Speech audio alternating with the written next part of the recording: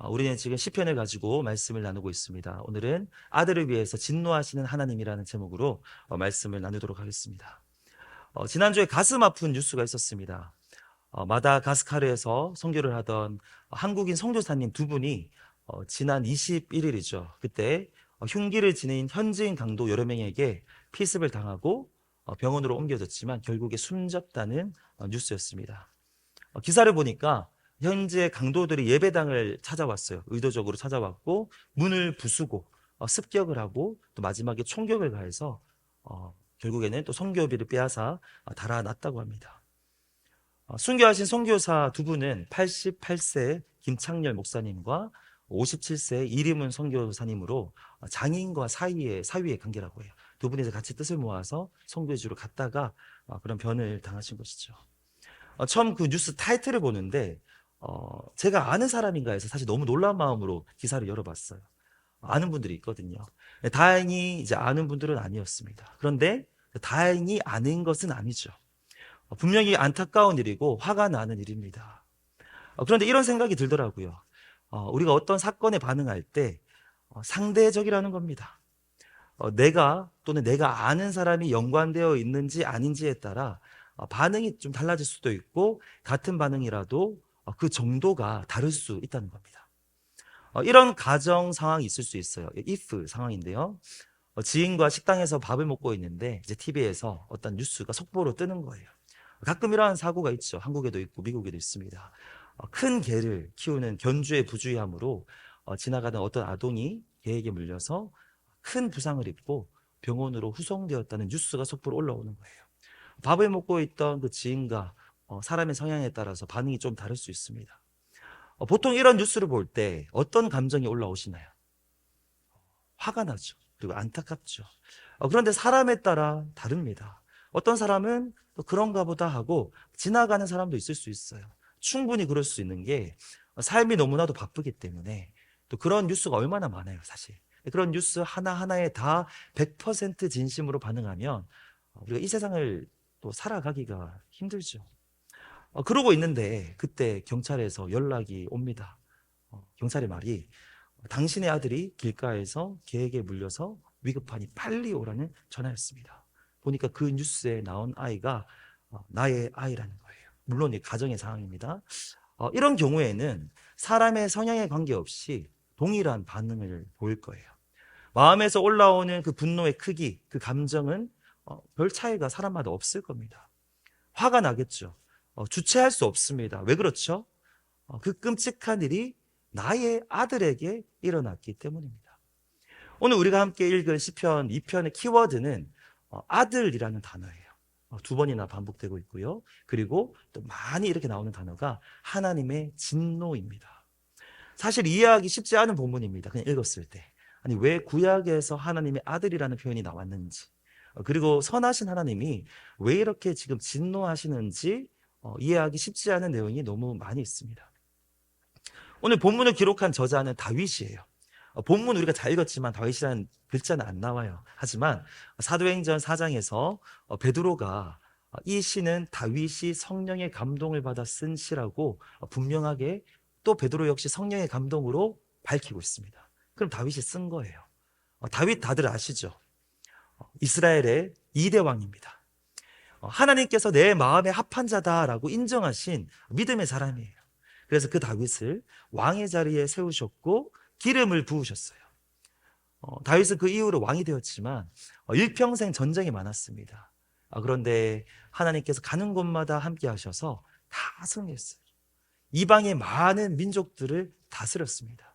이런 상황에서 다윗이 이 시편을 기록한 것으로 우리가 알고 읽으면 도움이 될 줄로 믿습니다. 오늘 12절까지 있는데요. 먼저 1절부터 3절은 이 시편의 첫 번째 연이에요. 이게 옛날에 국어 시간에 연, 행 배웠는데 영어로는 스탠자라고 하고요. 좀 쉽게 얘기하면 그냥 노래 부를 때 그냥 벌스, 첫 번째 벌스. 12절까지인데 3개씩 묶여 있어요. verse 1, verse 2, verse 3, verse 4. 1년, 2년, 3년, 4년까지 12절까지 그렇게 우리가 이해하고 읽으면 될 것 같아요. 첫 번째 연 1절부터 3절까지 우리가 한 번 더 다시 읽도록 하겠습니다. 같이 읽겠습니다. 어찌하여 이방 나라들이 분노하며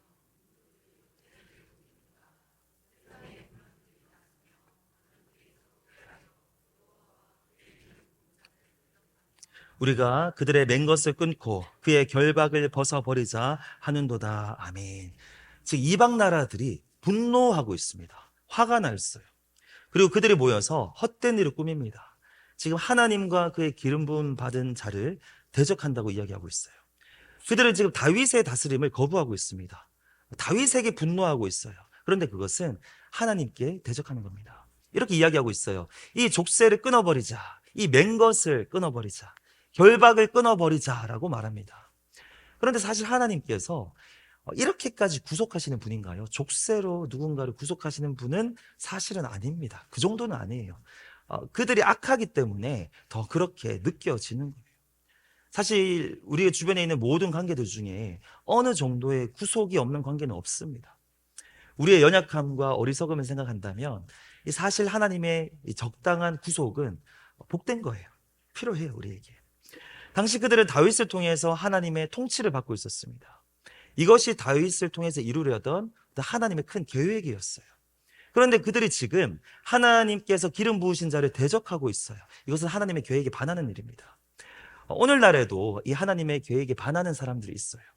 하나님의 다스림을 거부합니다. 적극적으로는요. 좀 소극적으로는 하나님의 존재를 거부합니다. 또 적극적으로는 예수 그리스도의 복음에 반대하고 그리스도인들을 박해하는 사람들이 있어요. 세상의 악한 문화, 그리고 하나님을 부정하는 악한 사상으로 세상을 혼미케 하기도 합니다. 아까 나눴지만 선교사들을 적극적으로 박해하고 죽이고 교회당을 불사르는 무리들도 있어요. 두 번째 여는 그런 대적자들에 대한 하나님의 반응입니다. 4절부터 6절까지인데 4절 제가 읽겠습니다. 하늘에 계신 이가 웃으시며 주께서 그들을 비웃으시리로다. 하나님께서는 저 하늘에서 비웃고 계세요. 가소롭다는 거죠. 하늘에 계신 이는 이 하늘 보좌에 앉아 계신 분이라는 말이고, 이 말은 그분께서는 그냥 보통 분이 아니라 온 우주를 다스리는 통치자임을 가리키고 있습니다. 그리고 지금 주께서라고 번역되어 있지만 이 원문에는 나의 주님이에요. 내 주. 다윗의 주님이라는 겁니다. 지금 저 사람들이 다윗을 대적하고 있는데 다윗이 지금 저기 저 높은 분과 자신의 어떤 관계성을 은근히 지금 드러내고 있는 거예요. 그런데 이 하나님의 비웃음은 단순한 비웃음, 조소가 아니었어요. 그냥 진짜 비웃는 게 아니라 진노를 앞둔 비웃음이었습니다. 너무 화가 나서 그냥 비웃었던 거예요. 어떤 느낌인지 아시겠죠? 너무 화가 났는데 너무 같지 않으니까 그냥 이렇게 헛웃음이 나오는 그런 상황과 오히려 가깝지 않을까라는 생각이 듭니다. 5절 말씀에 보면요. 그때 분을 바라며 진노하사. 하나님의 진노예요. 하나님의 진노. 상상이 되십니까? 어릴 때 우리가 가끔 이제 부모님에게 잘못할 때 혼나잖아요. 집마다 이제 아버지가 더 이제 화를 내시는 분이 있고 이제 어머니가 더 화를 내시는 분이 있고 상황은 다르지만 둘 중에 더 무서운 분이 작정하고 화를 내시면 우리가 어린 마음에 굉장히 무섭습니다. 굉장히 무서워요. 그리고 학교에서도 마찬가지예요. 지금은 좀 다르지만 예전에 한국에 있는 학교 선생님들은 굉장히 무서웠습니다. 많이 때렸어요. 저도 많이 맞았습니다. 발바닥도 맞고 엉덩이도 맞고 심지어 뺨도 맞고 뒤통수도 맞고 안 맞은 데가 없습니다. 제가 무슨 그렇게 잘못을 했나? 잘못을 했으니까 뭐 이렇게 때리셨겠죠. 가끔씩 선생님 중에서도 정말로 가장 무서운 선생님이 우리 담임 선생님 되신 적이 있어요. 그런데 그 선생님이 화가 나서 체벌을 할 때, 나의 순서를 기다리고 있을 때 고등학생임에도 불구하고 정말 무서워요. 그때는 벌벌 떱니다. 또 어린아이들이 부모의 화에 억눌려 있을 때는 정신을 못 차립니다. 말 그대로 온전히 서 있을 수가 없어요. 하나님의 진노는 어떻겠습니까? 온 우주를 다스리시는 하나님의 진노예요. 우리가 이때까지 살면서 어떤 두려움을 경험했든지 그 이상이라는 거죠. 6절에서는 하나님께서 진노하시면서 이렇게 말씀하십니다. 진노하면서 말씀하시는 거예요. 내가 나의 왕을 내 거룩한 산 시온에 세웠다 하시느니라.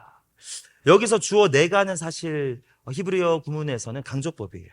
그리고 1인칭 내가 나의가 반복되어 있습니다. 이런 톤입니다. 아니 내가 나의 왕을 내 거룩한 산 시온에서 세웠는데 내가 전능하신 내가 나의 왕을 특별한 나의 왕을 나의 임재와 통치를 상징하는 전 이 모든 땅을 대표하는 이 시온산에서 세웠는데 너희가 지금 그 왕을 대적하느냐 무섭게 말씀하시는 거예요. 세 번째 연에서는 7절부터 9절까지는 그러면 다윗이 하나님이 다윗에게 예전에 처음 하셨던 말씀을 그들에게 그대로 전하고 있어요. 7절을 보시면 다윗이 자신의 말이 아니다라는 것을 강조하고 있어요. 내가 여호와의 명령을 전하노라. 그리고 사실 또 반복할 필요가 없을 것 같은데 어색하게 들릴 정도로 또 반복합니다. 여호와께서 내게 이르시되. 지금 다윗의 입장이 이해가 되십니까? 다윗은 인간이에요. 연약하죠. 두렵습니다. 지금 이방 왕들이 힘을 합쳐서 다시 자신을 대적할 때 두렵지 않겠습니까? 그런데 그 상황에서 그들을 대할 때 자신의 권위가 아닌 온전한 하나님의 권위로 대하고 있어요. 하나님께서 다윗에게 하셨던 그 말씀을 전하는데요. 너는 내 아들이라. 오늘 내가 너를 낳았도다. 이것은 엄청난 선포입니다. 엄청난 거예요. 물론 다윗은 하나님의 아들은 아니죠. 신적인 존재가 아니에요. 그런데 다윗이 하나님의 계획 안에서 이스라엘의 왕이 되었을 때 하나님께서 다윗에게 특별한 약속을 하시면서 이 특별한 관계를 맺으셨습니다.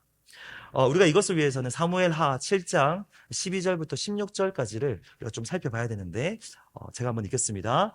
내 수완이 차서 내 조상들과 함께 누울 때 내가 내 몸에서 내 씨를 내 뒤에 세워 그의 나라를 견고하게 하리라. 하나님께서 다윗에게 하시는 말씀입니다. 다윗 계통의 너의 후손들 그 왕들을 내가 그 나라를 견고하게 할 것이다. 그는 내 이름을 위하여 집을 건축할 것이요 나는 그의 나라 왕위를 영원히 견고하게 하리라. 나는 그에게 아버지가 되고 그는 내게 아들이 되리니 그 왕위를 영원토록 지켜주겠다 약속하셨고요. 엄청난 말씀이죠. 그는 나의 아들이 되고 나는 그에게 아버지가 될 것이다. 구약의 다른 어떤 인물에게도 이런 말씀을 하신 적이 없어요. 그가 만일 죄를 범하면 내가 사람의 매와 인생의 채찍으로 징계하려니와 내가 내 앞에서 물러나게 한 사울에게서 내 은총을 빼앗은 것처럼 그에게서 빼앗지는 아니하리라. 죄에 대해서 이야기하는 것을 볼 때 이거는 예수님만 가리키는 거 아니에요. 분명히 다윗을 아들로 삼으신 겁니다. 내 집과 내 나라가 내 앞에서 영원히 보존되고 내 왕위가 영원히 견고하리라 하셨다 하라. 하나님은 다윗의 왕권과 그 통치권을 보증하고 계세요. 이전 지도자들에게는 없었던 특별한 약속을 하십니다. 아들로 삼으신다는 거예요. 양자의 개념이에요. 이제부터 넌 나의 아들이다. 오늘날 내가 너를 낳았다. 너는 내 아들이고 내가 너를 지킬 것이고 너의 후손들도 왕위에 있는 자들은 나의 아들이고 그 나라를 영원하게 할 것이다. 그러면 오늘 시편 2편 7절이 이해가 됩니다. 다윗은 하나님께서 친히 세우시고 기름 부은 왕일 뿐만 아니라 하나님께서 아들로 삼으신 특별한 존재예요. 그러니까 당연히 그 다윗을 대적하는 자에게 하나님께서 100% fully 진노하시는 것이죠. 8절과 9절에서도 다윗은 하나님의 말씀을 전합니다. 이제는 또 아들이기 때문에 모든 것을 유업으로 주시겠다는 거예요. 그리고 너를 대적하고 있는 이 이방 민족들도 너의 유업이다. 너 마음대로 해라. 너에게 다 줄 것이다. 실제로 다윗은 가는 곳마다 승리했고요. 하나님은 계속해서 다윗의 편이 되어 주셨습니다. 내가 그들을 철퇴로 부수며 질그릇을 부수듯이 쉽게 부술 것이다. 이 권위로 하나님이 주신 권위와 능력으로 모든 나라를 이렇게 다스릴 것이다 라고 약속을 하셨는데 다윗은 지금 그 이방 민족들에게 이 말씀을 선포하면서 이 다윗 왕조의 특별함을 강조하고 있어요. 언제나 저 하나님이 내 편이다 라는 그분의 아들이라는 거죠. 그러면서 마지막 네 번째예요. 10절, 11절, 12절에서 그들을 향해서 권면합니다. 이건 사실 권면이라기보다는 경고예요. 지혜롭게 행동하라고 권면합니다. 좋은 말로 권면할 때 받아들이라 라고 경고해요. 교훈을 받으라. 여호와를 경외함으로 섬기고 하나님을 예배하는 자가 되어라 라고 또 권면합니다. 그리고 마지막 12절에서 그의 아들에게 입맞추라 라고 명령합니다. 그의 아들 다윗이에요. 나에게 지금이라도 와서 사죄하고 엎드리고 나에게 복종을 맹세하라는 거예요. 이게 당시에 한 나라의 왕이 다른 나라의 왕에게 충성을 맹세하는 방식이에요. 찾아와서 무릎 꿇고 엎드리고 그 왕의 입에 또는 발에 입을 맞추면 이제 내가 항복했습니다. 내가 당신을 섬기겠습니다. 라는 표시인 거죠. 그렇지 아니하면 진노하심으로 너희가 길에서 망하리니 그의 진노가 급하심이라. 그의 아들에게 입맞추지 아니하면 그가 진노하실 것이다. 그 진노는 급하다. 아들의 일이기 때문에 급해요. 아들의 일이 있거든요. 그래서 너희가 그 자리에서 그 길에서 망할 것이다. 다윗은 지금 시편 2편을 통해서 자신을 대적하는 이방의 왕들에게 경고하고 있습니다. 하나님께서 세우신 왕의 다스림에 순복하라. 여호와를 경외하며 그의 아들에게 입맞추라. 그런데 우리가 그 역사를 잘 살펴보면요, 이 다윗 왕국이 분명히 특별해요. 특별한 왕국이었습니다. 그런데 영원히 그 나라를 보존하신다고 약속하셨는데 실제로 이 다윗의 왕국은 약 400년이 지나서 바벨론이라는 나라의 침공으로 망해버립니다. 사무엘하 7장 우리가 아까 읽었지만 하나님은 분명히 영원하다고 몇 차례나 강조를 하셨거든요. 뭔가 지금 우리의 이해와 달라지고 있는 거예요. 그럼 우리는 이렇게 이해해야 됩니다. 하나님께서 애초에 그 언약의 말씀을 주실 때 물론 1차적으로는 다윗의 왕조를 염두에 두신 건 맞아요. 그렇지만 궁극적으로는 그 이상의 뭔가가 있다. 우리는 알고 있죠. 결국에는 자신의 친아들이신 예수 그리스도를 통해서 다윗의 나라이자 오늘날 우리가 알고 있는 영원한 하나님의 나라를 세우고자 하는 그 계획을 미리 보여주신 것이라고 이해할 수 있습니다. 자신의 친아들을 다윗과 연결되어 있어요. 나중에 다윗의 혈통으로 태어나게 하셔서 그 나라의 왕으로 삼고자 하신 것입니다. 영원히. 이제 그때는 영원해요. 지금까지 가고 있고요. 앞으로도 영원할 것입니다. 그래서 유대인들은 나중에 다윗의 왕국이 멸망하고 나서 포로가 되었을 때 그때도 예배 드렸거든요. 이 시편 2편을 예배 때마다 읽고 선포하고 묵상하면서 이제는 다윗이 아니라 이미 알잖아요. 망했잖아요. 하나님께서 장차 보내실 메시아를 기다리면서 계속 이 말씀을 읽고 메시아를 기다렸어요. 그러면 오늘 우리는 이 시편 2편을 읽으면서 다윗 왕을 생각할 수도 있고요. 동시에 하나님의 친아들이신 예수 그리스도를 생각할 수 있어야 됩니다. 이게 하나님의 의도였습니다. 하나님의 영원한 아들이신 예수 그리스도께서 때가 되어서 다윗의 후손으로 오셨습니다. 그리고 다윗보다 더 특별한 방식으로 세상을 다스리셨어요. 왕이신 분이 죄인들을 구원하기 위해서 십자가에서 죽으셨습니다. 그러고 나서 영광 가운데 부활하셨고요. 하늘에 오르사 하나님 우편에 앉으심으로 이제는 공식적으로 다윗의 나라이자 영원한 하나님 나라의 왕이 되신 거예요. 그 아들 예수님을 생각하면서 우리가 7절을 다시 한번 더 읽겠습니다. 우리 7절 읽겠습니다. 내가 여호와의 명령을 전하노라. 여호와께서 내게 이르시되 너는 내 아들이라. 오늘 내가 너를 낳았도다. 우리 12절도 예수님을 생각하면서 읽겠습니다. 그의 아들에게 입맞추라. 그렇지 아니하면 진노하심으로 너희가 길에서 망하리니 그의 진노가 급하심이라. 여호와께 피하는 모든 사람은 다 복이 있도다. 아멘.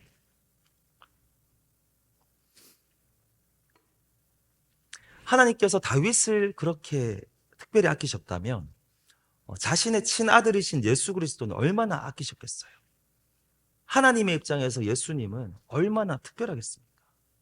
하나님께서 다윗을 대적한 자들에게 진노하셨다면 예수님을 대적한 자들에게는 얼마나 더 진노하시겠습니까? 제가 아까 전에 악한 일에 대한 반응은 상대적일 수 있다고 말씀을 드렸잖아요.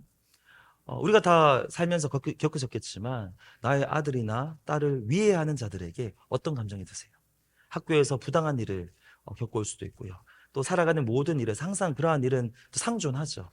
자녀들이 부당한 일, 때로는 좀 악한 일을 당할 수 있습니다. 어떤 감정이 드세요? 화가 나죠. 그때는 사람이 객관적일 수 없습니다. 나에게 그러한 일이 생겼고 나보다 더 사랑하는 나의 자녀에게 그러한 일이 생겼기 때문에 그러한 반응 자체는 당연해요. 우리 심지어 나의 그냥 소유에 누가 손만 대어도 화가 나는데 나의 아들이라면 어떻겠습니까? 실제로 우리가 성경을 보면 하나님의 아들이신 예수님을 대적한 사람들에게 하나님의 진노가 실제로 임한 것을 우리가 볼 수 있어요. 예수님을 대적했던 대표적인 사람이 누구입니까? 여러 명 떠오르시겠지만 일단 가룟 유다를 먼저 생각한다면 유다는 예수님을 가장 가까이서 모시다가 가장 간교하게 배반한 사람이죠. 아예 적극적으로 팔아서 넘겼습니다. 돈을 받았어요. 은 30냥이 예수님을 팔았습니다. 근데 그의 최후가 어떤지 우리는 알고 있잖아요. 이후에 괴로움에 시달리다가 결국에 목매달아서 자살했습니다. 아주 비참하게 죽었어요. 또 다른 대표적인 인물들이 있습니다. 예수님을 신문했던 본디오 빌라도, 그리고 분봉왕 헤롯 아시죠? 헤롯과 빌라도, 예수님을 대표적으로 신문했던 대표적인 사람들이잖아요. 그런데 사도행전 4장을 보시면 베드로가 오늘의 본문 시편 2장을 인용하면서 이런 기도를 해요. 예수님을 대적했던 무리들을 언급하면서 딱 두 명 얘기합니다. 이 헤롯과 빌라도. 이 사람은 예수님을 대적했던 대표적인 사람이라는 거예요. 이 시편 2편을 가지고 와서 예수님을 대적했던 사람에게 하나님의 진노가 임한 것을 우리가 보았습니다. 그런 것처럼 또 하나님을 대적하는 사람들이 우리를 박해하려고 이곳에 왔는데 하나님 일하여 주시옵소서, 뭐 이런 기도를 하거든요. 그런데 그들에게도 하나님의 진노가 임합니다. 성경에는 나오지 않지만 역사가 의 기록에 보면 이 빌라도는요, 나중에 조금 정치적으로 문제가 생겨서 예루살렘에서 로마로 다시 불려가요. 좋은 걸로 아니고 나쁜 걸로 불려갑니다. 그리고 거기서 실각을 합니다. 거기서 수치심과 절망 속에 지나다가 역사 기록을 보면 자살했다, 이렇게 되어 있어요. 그리고 예수님을 대적했던 신문했던 또 다른 사람 헤롯은 예수님이 돌아가시고 나서요, 그리고 부활하시고 나서 사촌, 이복 형제인, 이름은 똑같습니다, 또 다른 헤롯에게 이제 밀렸습니다. 자리에서 쫓겨났는데 누명을 써요. 이 또 다른 헤롯이 이 사람이 로마 황제를 반역했습니다라고 하지도 않는 일 때문에 유배를 당해요. 지금의 프랑스 지역으로 유배당해서 거기서 비참하게 살다가 아내와 함께 생을 마감했다라고 기록되어 있습니다. 아까 그 헤롯을 물리치고 그 왕의 자리에 오른 또 다른 헤롯이 있었는데, 이 헤롯은요, 예수님께서 부활하신 후에 적극적으로 예루살렘에서 제자들을 박해한 인물이에요. 사도행전 12장을 보면 이 또 다른 헤롯의 명령으로 첫 번째 순교자 요한의 형제 야고보가 순교합니다. 죽였어요. 그리고 베드로를 감옥에 가둡니다. 이 헤롯이 그렇게 한 거예요. 하나님의 아들인 그리스도와 그리스도인들을 대적한 거죠. 12장이었는데요. 근데 그의 최후는 이 12장이 채 끝나기도 전에 얼마 못 가서 하나님의 심판을 받고 벌레에 먹혀서 고통스럽게 그리고 비참하게 죽어버립니다. 예외가 없어요. 하나님의 아들을 대적하는 자들에게는 하나님의 진노가 임하는 거예요. 오늘 본문이 우리에게 주시는 말씀입니다. 만약에 이 땅에서 이 진노가 임하지 않으면, 아니면 덜 임하면 마지막이라도 장차 주님이 다시 오실 때 그 진노가 철저하게 집행이 됩니다. 요한계시록 19장 15절 우리가 같이 읽겠습니다. 예수님께서 다시 오실 때 장면인데 여기서도 오늘 우리의 본문 시편 2편이 인용이 됩니다. 우리 같이 읽겠습니다. 그의 입에서 예리한 검이 나오니 그것으로 만국을 치겠고 친히 그들을 철장으로 다스리며 또 친히 하나님 곧 전능하신 이의 맹렬한 진노의 포도주 틀을 밟겠고. 아멘. 예수님께서 장차 오셔서 직접 공의롭게 모든 자신을 대적했던 자들을, 그때는 자비가 없어요. 그들에게는 공의롭게 심판을 집행하십니다. 철장을 가지고, 철퇴를 가지고 다스린다는 거예요. 진노의 포도주 틀, 이건 하나님의 진노를 가리키는, 진노가 담긴 심판을 가리키는 표현이거든요. 무서운 표현이에요. 포도주 틀을 발로 밟으면 어떻게 됩니까? 그 포도주가 그 사방으로 튀잖아요. 그것처럼 그 포도주 틀에 넣어버리고 밟아버린다는 겁니다. 그럼 그 피가, 그 악한 자였던 그 대적자들의 피가 사방으로 튀고 온몸이 갈기갈기 찢겨서 그렇게 심판을 받는다는 거예요. 철저한 심판입니다. 이건 하나님의 공의예요. 하나님은 악하다 할 수 없는 겁니다. 죄에 대한 합당한 하나님의 심판입니다. 하나님의 아들을 대적하는 자들은 반드시 하나님의 진노를 받게 되어 있습니다. 어떻게 하시겠어요? 우리 이 말씀에 우리 어떻게 반응해야 되겠습니까? 오늘 말씀은 10절부터 12절 네 번째 연을 보면서 우리에게 적용을 할 수 있습니다. 이 네 번째 연은 사실은 다윗이 모든 진실을 밝히고 자신의 특별함을 선포하고 그 대적자들에게 권면하는 내용이었어요. 명령력이죠. 또 우리에게 적용할 수 있어요. 그리고 동시에 예수님에게 아직 굴복하지 않은 모든 사람에게 하나님께서 하시는 권면입니다. 우리가 그렇게 염두에 두고 다시 한번 더 10절부터 12절까지 읽겠습니다. 그런즉 군왕들아 너희는 지혜를 얻으며 세상의 재판관들아 너희는 교훈을 받을지어다. 여호와를 경외함으로 섬기고 떨며 즐거워할지어다. 그의 아들에게 입맞추라. 그렇지 아니하면 진노하심으로 너희가 길에서 망하리니 그의 진노가 급하심이라. 여호와께 피하는 모든 사람은 다 복이 있도다. 아멘. 먼저 아직 이곳에 예수님에 대한 믿음이 없는 분들이 계실 수 있어요. 그분들에게 권면합니다. 오늘 본문이 어느 정도 직접적으로 적용이 돼요. 왜 어느 정도라고 하면 여기 계신 분들이 예수님을 적극적으로 대적하신 건 아니잖아요. 아까처럼 선교사들을 죽이고 그런 거 아닙니다. 그런데 오늘 본문이 우리에게 주는 메시지의 본질은 동일해요. 살아계신 하나님 앞에, 특별히 그의 아들 앞에 엎드리라는 거예요. 본질은 동일합니다. 여기에는 우리 전부가 다 하나님의 아들을 적극적으로 대적하는 것은 아니지만 하나님의 입장에서 봤을 때 자신의 아들을 부인하는 것을 하나님께서 용납하지 않으십니다. 하나님께서 창조주가 되시고 그분의 아들이 하나님께서 세우신 온 땅을 다스리는 하나님 나라의 왕이라고 하는데 그분을 왕으로 인정하지 않는 것이 하나님께 용납이 될까요? 오늘 본문은 분명하게 권면해요. 지혜롭게 행동하라. 교훈을 받을지어다. 권면을 받아들여라. 하나님과 우리는 존재가 달라요. 우리가 판단하거나 대적하거나 분별할 수 있는 그런 대상이 아닙니다. 물론 우리가 지금 살기에 부족함이 없고 내가 아무리 힘이 있고 돈이 있고 아무리 똑똑해도 하나님 앞에서는 지푸라기 같은 존재일 뿐이에요. 지혜롭게 행동하셔야 됩니다. 하나님을 경외하시기 바라요. 이제는 다윗이 그들에게 권면했던 것처럼 이제는 하나님을 예배하는 존재, 섬기는 존재가 되어라 라고 하는 것처럼 그런 존재가 되시기를 축복합니다. 하나님은 두려워할 만한 분이세요. 사실 우리가 자꾸 잊어버려서 그렇지. 존재적으로 그런 분이십니다. 창조주세요. 콧김만으로 온 우주를, 저와 여러분의 인생을 한순간에 날려버리실 수 있는 분이십니다. 그렇게 압도적인 존재 앞에서는 빠른 굴복이 답입니다. 빠른 굴복이 답이에요. 그런데 기쁜 소식이 있습니다. 여러분이 굴복하셔야 될 왕이 선하신 왕이라는 거예요. 만약에 그렇게 압도적인 능력을 가지신 압도적인 존재가 만약에 악한 분이라면 생각만 해도 얼마나 끔찍하겠습니까? 굴복은 해야죠. 그래도 끔찍하죠. 그런데 감사하게도 여러분이 굴복하셔야 될 왕은 저와 여러분을 위해서 십자가에서 죽으신 예수 그리스도시라는 거예요. 이러한 왕이 세상에 어디 있겠어요? 아주 특별하신 분이십니다.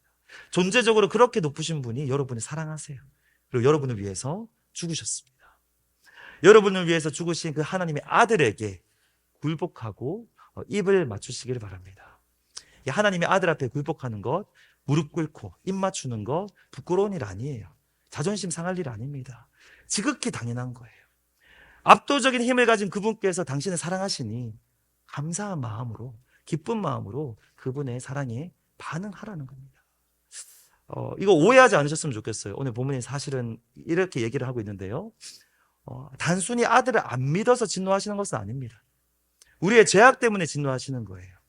우리가 스스로 하나님 되려고 했기 때문에 그래서 그러시는 거예요. 그런데 하나님은 우리의 죄를 용서하시려고 사랑하는 아들을 십자가에서 이미 죽게 하셨는데 그럼에도 불구하고 그 아들에게 입 맞추지 않을 때 오늘 이 시대에는 하나님께서 더더욱 진노하신다는 겁니다. 그분의 진노는 마지막 12절에 보니까 급하세요. 언제 임할지 모릅니다. 때를 우리가 언제까지 이렇게 기다릴 수 없어요. 아무쪼록 본문에 따라서 권면드립니다. 지혜롭게 반응하셔서 하나님의 아들 예수 그리스도를 믿고 그분이 여러분을 위해 하신 그 일들을 생각하시고 그분께 오늘 이 시간 입 맞추시기를 축복합니다. 이 사연의 내용 10절부터 12절의 권면은 기존에 예수님을 믿고 있는 신자들에게도 적용이 돼요. 물론 1차적으로 믿지 않는 자들에게 하시는 말씀이지만 우리는 이렇게 생각해야 됩니다. 다윗이 시편 2편을 썼어요. 그리고 이제 그 이스라엘 백성들이 예배를 드립니다. 이것을 읽어요. 형식적으로는 저 사람들을 위해서 권면하고 있지만 저 사람들은 사실 시편 2편을 읽을까요? 안 읽을까요? 평생 한 번도 안 읽었습니다. 시편 2편을 읽고 듣는 사람은 사실 애초부터 이스라엘 백성들이에요. 하나님의 백성입니다.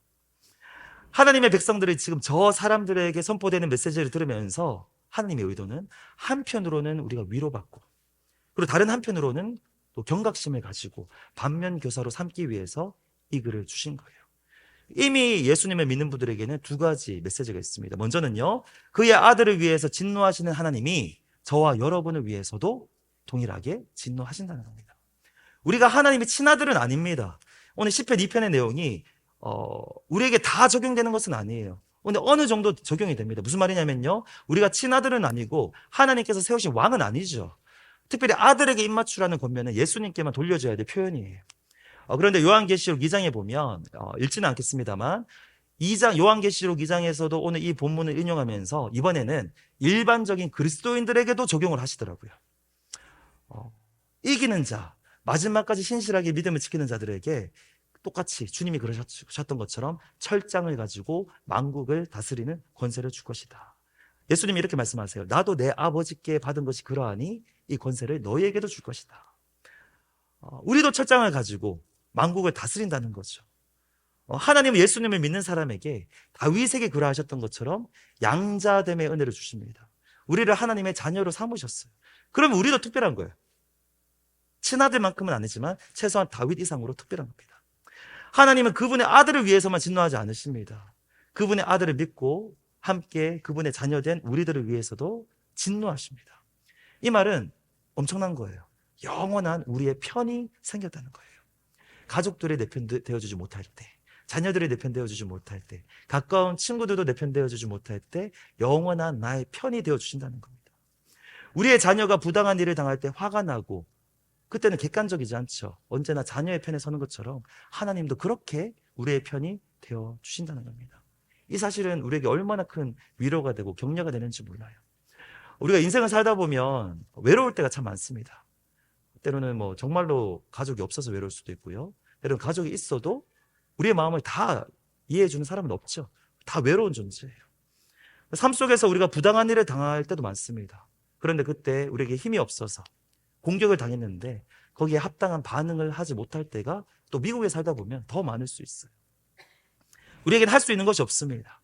힘이 없어요. 그런데 다윗에게 그러하셨던 것처럼, 예수님에게 그러하셨던 것처럼 저와 여러분에게도 편이 되어주시고 우리를 위해서 진노하시고 또 때로는 개입하시고 일하실 분이 있다라는 것. 그런데 그분이 하늘에 앉아 계신 온 우주를 다스리는 통치자라는 사실은 우리에게 얼마나 위로가 되는지 몰라요. 이제 이 말씀을 통해서 하나님의 위로를 받으시기를 축복합니다. 평안하시기 바라요. 두려움을 내려놓으시고 담대하시기 바랍니다. 하나님이 저와 여러분을 위해서 진노하시고 우리의 편이 되어 주십니다. 두 번째 메시지인데요. 다른 한편으로는 그들을 향한 권면을 통해서 우리가 움찔하기를 원하세요. 우리 자신을 돌아보기를 원하십니다. 저들에게 하는 말인데 왠지 나들으라고 하는 말인 것 같은 거예요. 돌아봐야죠. 우리는 과연 하나님을 경외하고 있는가? 우리는 과연 그의 아들에게 입맞추고 있는가? 제가 질문 드리겠습니다. 하나님을 경외하고 계십니까?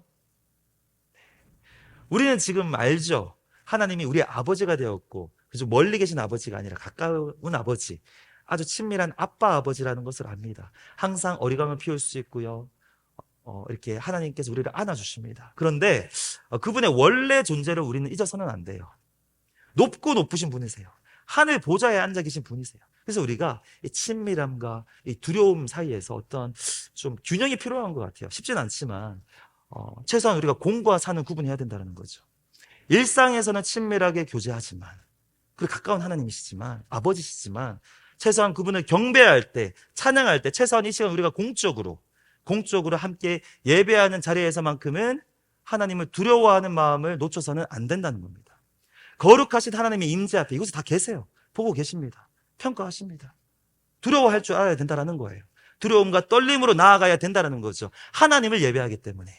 본문에서 하나님을 즐거워하라고 하지만 떨며 즐거워하라고 하고 있습니다. 다시 질문 드릴게요. 그의 아들에게 입맞추고 계십니까? 예수님 얼마나 좋은 분이세요. 우리의 구원자, 친구라고 하셨거든요. 그런데 동시에 그분은 우리의 왕이시라는 거예요. 한 나라와 한 나라의 질서가 정돈이 될 때 그 나라의 왕이 더 큰 나라의 왕께 나아가 무릎을 꿇습니다. 우리가 그것을 해야 돼요. 내가 내 인생의 주인이라고 생각하는 마음이 믿고 난 다음에도 끊임없이 올라오지만 우리는 매일 매 순간 주님 앞에 나아가서 무릎을 꿇어야 돼요. 엎드려야 됩니다. 우리의 왕관을 내려놓아야 됩니다. 그 왕의 발 앞에 나아가 입을 맞추어야 된다는 거죠. 우리 시간 우리 스스로를 돌아보기를 원해요.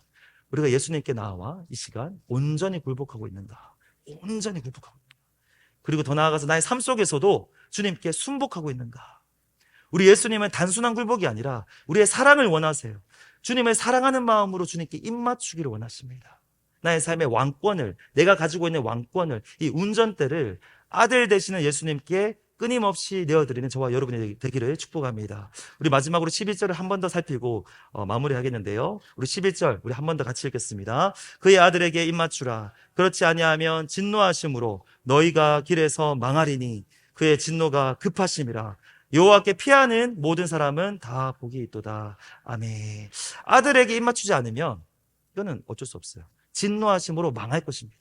그런데 아들에게 입맞추면 진노하지 않으십니다. 왜냐하면 그 아들을 통해서 하나님의 진노를 해결하셨기 때문이에요. 공의로우신 하나님께서 그 죄악에 대한, 우리의 죄악에 대한 모든 진노를 십자가에 매달려 있는 아들에게 쏟으셨어요. 우리를 구원하기 위해서. 아들 되시는 예수님께서 모든 하나님의 진노를 십자가에서 받아내셨습니다. 우리가 받아내야 했던 하나님의 진노였어요. 아들이 다 받으셨어요. 여기 계신 모든 분들께 말씀드립니다. 예수님을 믿는 분이든 그리고 아직 믿지 않으시는 분들이든 꼭 기억하시면 좋겠어요. 우리의 진노를 대신해서 받아내신 우리 예수님께 피하시기를 바라요. 그러면 망하지 않습니다. 예수님께 피하는 모든 사람은 다 복이 있도다. 복이 있습니다. 그의 아들에게 나와 그의 아들의 피난처 삼으시고 더 나아가서 그의 아들에게 입 맞추시기를 바라요. 왕 대신 예수님께 온전히 순복하기로 주님께 고백하시기를 축복합니다. 주님, 나의 인생의 주인은 내가 아니라 주님이십니다 라고 인정하시고 여러분의 모든 마음을 주님께 드리고 정말로 그분만을 사랑하기로 고백하는 그 은혜가 이 시간 저와 여러분에게 있기를 우리 구주 되시는, 우리 왕 되시는 우리 주님의 이름으로 축복합니다. 우리 기도하겠습니다. 하나님 아버지 감사합니다. 오늘 20편 2편의 말씀을 통해서 우리에게 하시는 말씀이 있는 줄로 믿습니다. 우리 각자 우리에게 주신 그 말씀을 마음에 품고 새기고 믿음으로 반응하게 하여 주시옵소서. 영원한 피난처 대신 우리를 대신해서 하나님의 진노를 받아내신 그 예수님께로 피하는 자가 복이 있도다 하셨습니다. 예수님을 피난처로 삼는 그 복이 있게 하여 주시고 그 예수님께 나아와 그 아들의 입 맞추는 그 은혜와 그 기쁨을 맛보는 이 시간 되게 하여 주시옵소서. 감사합니다. 예수님의 이름으로 기도합니다. 아멘. 우리 지금 말씀을 생각하면서 우리 함께 찬양하며 나가겠습니다.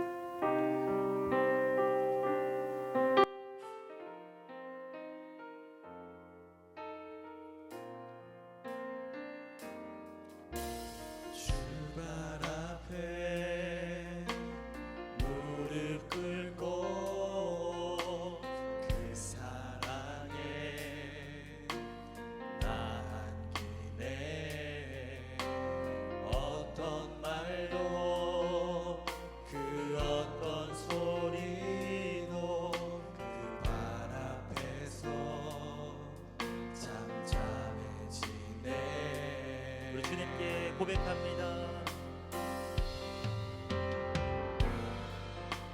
주 나의 사랑 그 발 앞에 앉아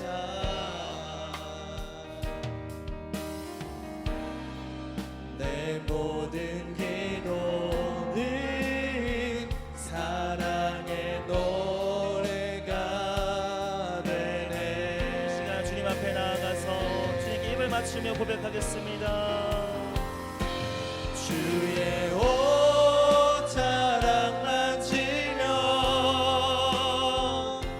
주의 두 발을 씻기며 주님 그 발에 입 맞추며 나의 왕관을 놓으리. 주의 옷자락 주의 옷자락 만지며 주의 두 발을 씻기며 주님 그 발에 입 맞추며 나의 왕관을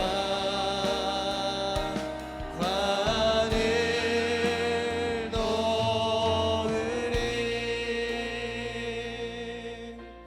우리 진짜 말씀을 생각하면서 우리 기도하겠습니다. 여호와께 피하는 모든 자들은 복이 있다고 하셨습니다. 우리 시간 기도할 때 우리를 위해서 하나님의 모든 진노를 받아내신 예수님을 나의 피난처 삼게 하여 주시옵소서. 이 시간 하나님의 아들 되신 예수 그리스도께 나와 입 맞추게 하여 주시옵소서. 온전히 순복하게 하여 주시옵소서. 엎드려 경배하며 주님 사랑합니다 고백하는 그 은혜를 주시고 우리의 고백을 받으시고 주님께 순복하며 주님 위해 살아간 나의 인생 되게 하여 주시옵소서. 주님의 아들만을 높이기를 원합니다. 이런 마음으로 함께 기도하며 나가겠습니다. 하나님 감사합니다. 이 시간 이 말씀을 통하여서 하나님 우리가 피할 곳을 주시니 너무나도 감사합니다. 하나님의 진노를 피할 곳을 주시니 너무나도 감사합니다. 여호와께 피하는 모든 자들을 복이 있도다 말씀하셨는데, 우리를 위해서 십자가에서 그 하나님의 모든 진노를 받아내신 예수님을 나의 피난처 함께 알려주시옵소서. 하나님, 이 시간 하나님의 아들 되신 예수님만을 높이기 원합니다. 아들 앞에 나아가 아들 앞에 무릎 꿇고 그 아들의 입맞춤에 나아가는 우리가 되기를 원합니다. 주님, 이 시간 주님 앞에 온전히 순복하기를 원합니다. 나의 왕관을 주님께 내려놓기를 원합니다. 아버지, 주님께 온전히 순복하는 우리 되게 알려주시고, 아버지 주님만을 높이며 주님께 날마다 감사의 고백을 올려드리며, 아버지 주님 사랑합니다 고백할 때 아버지 우리의 고백을 받으시옵소서. 하나님, 엎드려 경배하며 나아가니 한 번 더 기도하겠습니다. 아들을 위해서 진노하신 것처럼 우리를 하나님의 자녀 삼아주시고, 또 우리를 위해서도 진노하시고 우리의 편이 되어주신 하나님 생각하면서 감사의 고백을 드리면 좋겠습니다. 그리고 이어서 우리가 간구하시는데요, 나의 삶이 주님 어렵습니다. 고난이 있습니다. 힘든 일이 있습니다. 나의 삶이 어려울 때 주님, 이 시간 오늘 말씀을 붙들고 기도하오니 나의 편이 되어주시고 나를 위로하여 주시고, 주님 나를 위해서 싸워주시고 나를 위해서 일하여 주시옵소서. 주님의 일하심을 보길 원하오니 주님 함께하여 주시옵소서. 우리를 위해서 진노하시는 하나님께 우리의 모든 간구를 올려드리며 나아가겠습니다. 주여,